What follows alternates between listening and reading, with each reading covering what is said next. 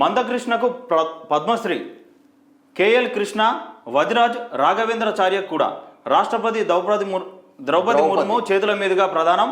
పద్మభూషణ్ స్వీకరించిన సినీ నటి శోభన.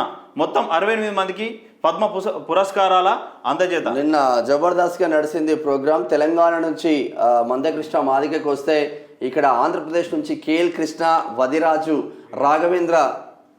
రాఘవేంద్రాచార్యులకు నిన్న రావడం జరిగింది. అదొక్కసారి మందకృష్ణ మాదిగ అన్నది చూసే ప్రయత్నం చేద్దాం. ఇది నిన్న అందుకుంటున్న పరిస్థితి. సౌండ్ ఏం రావు కదా.